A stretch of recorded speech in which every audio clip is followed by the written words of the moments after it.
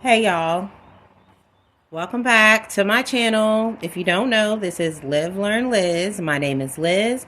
I am a domestic abuse survivor, and I'm just using things that I have learned to help as many people as I can. So if you like what you see, don't forget to check out my other videos, like, comment, and subscribe. Let me know if this resonates with you, if any of these things help you.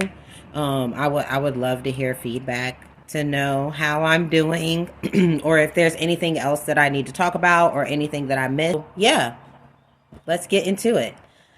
If you guys watched my previous video, I was talking about the federal domestic violence gun laws, um, and how they work for us and how they could be better. I also spoke on a specific state, which is ranked number one in domestic violence cases. Um, and number two, this is in the nation, by the way, y'all. Number two in domestic violence homicides. What? What?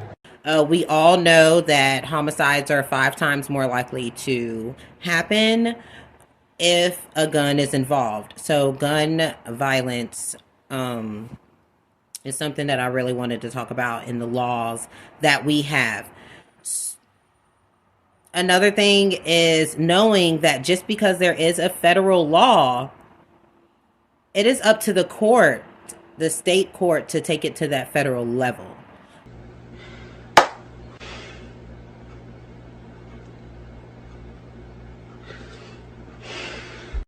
Each state has its own laws or tweaks to the federal law. They have to maintain that law in some way, shape, form, or fashion, but they do not actually have to 100% enforce that whole law. So I wanted to talk today about Oklahoma.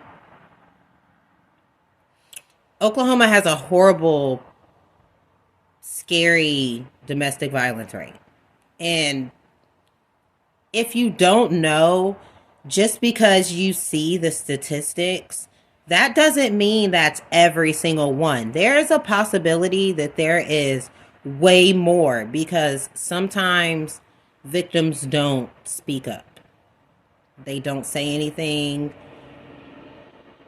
So, first off and foremost, it is very important to have the ability to break your silence, the courage to break your silence.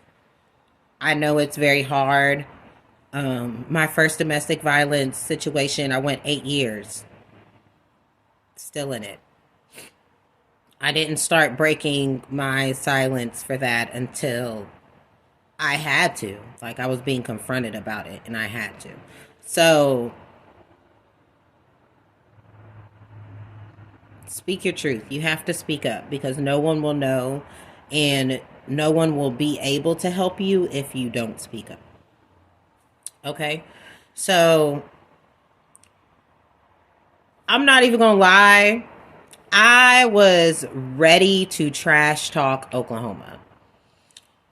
First off, because Oklahoma is the one and only state that has an anti-red flag law, and that anti-red flag law makes it to where the courts or the police cannot legally enforce the red flag law. And the red flag law, Oh, no. No, no, no, no, no, no, no, no, no, no. is basically saying that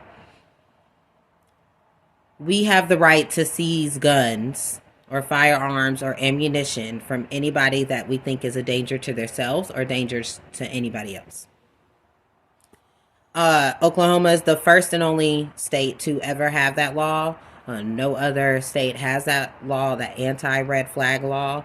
And I think that is a bad decision on their part, considering the fact that they are number two in domestic violence homicides. And this law doesn't just go for domestic violence cases. This red flag law was actually created after the Parkland shootings, which was a mass shooting. So, like I said, anybody that's a danger to themselves or a danger to the community, in the red flag law, their firearms and their ammunition can be seized by police or the courts. We'll talk more about that later. That is a whole nother video. I'm preparing for you guys. I'm getting it. But yeah, I was going to trash talk Oklahoma. I was prepared for it, but I cannot do that anymore because 2023, they are starting to see change. There are people in their government that is starting to say, hey, this is a problem and we need to work on fixing it. And I appreciate that for the people that live in Oklahoma. I mean, to have the highest domestic violence rate in America, obviously they need some kind of change, right? That's not good. That's not healthy for anybody. The first thing that they did is in 2023, they created the Domestic Abuse Survivorship Act. That was passed in 2023. And basically, for people that are victims of abuse but are facing a crime that directly stemmed from that abuse. So say my abuser was beating on me and I shot him. I have a charge. I go to jail because I did harm him. But with this new act, the punishment would not be as harsh. They will definitely consider the fact that abuse was the situation and this is why she did it, because she was abused.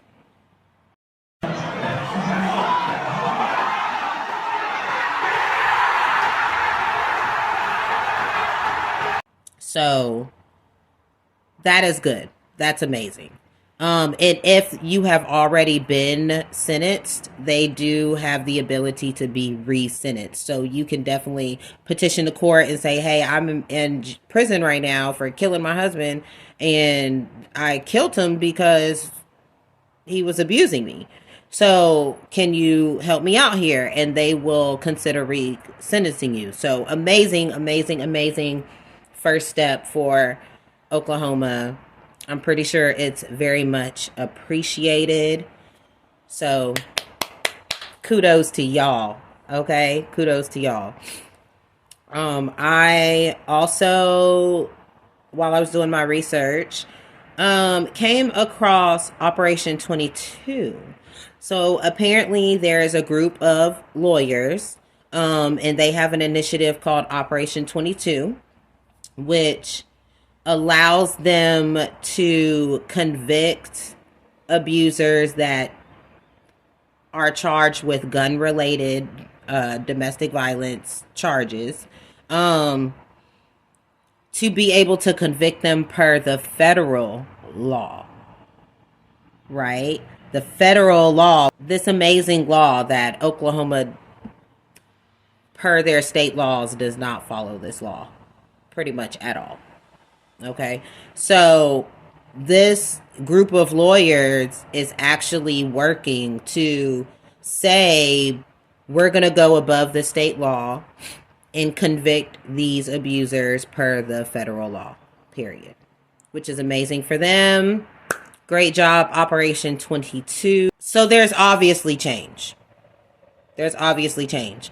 Eyes actually started opening after a 31-year-old woman named Samantha Ainsworth was murdered by her ex-husband. This particular victim did everything right. She had a safety plan in place. She got a protective order. They were already divorced. She reported all harassment, everything, to the point where her ex-husband was charged twice with violating his protective order. So this lady checked all the boxes, and she still ended up being one of those statistics of domestic violence homicide. So that opened a lot of eyes to the government, saying, hey, we need change. They're seeing reports of the shelters being full, long wait times for the hotline. Police response was a huge factor. So they're working on it, guys. And this is the government, and this is creating laws and new bills. So this takes a little bit of time, but right now they are working on it. Literally about 2 to 3 weeks ago, the annual domestic violence report came out. And in this report, it was insane at the numbers. The fact that they had 105 domestic violence homicides just in the year 2022 alone. So that is a horrific number, like straight up. And the Attorney General, kudos to him, he made some recommendations to kind of make this situation better. So he was actually stating his recommendations. He let us know that he is trying to make sure that they don't lose their funding for domestic violence. So that means, if they lose their funding, that's even less shelters, that's even less help, that's even less resources for the people. And if the people have less resources, then you're like throwing them out to the wolves, So he's also trying to get an increase in funding.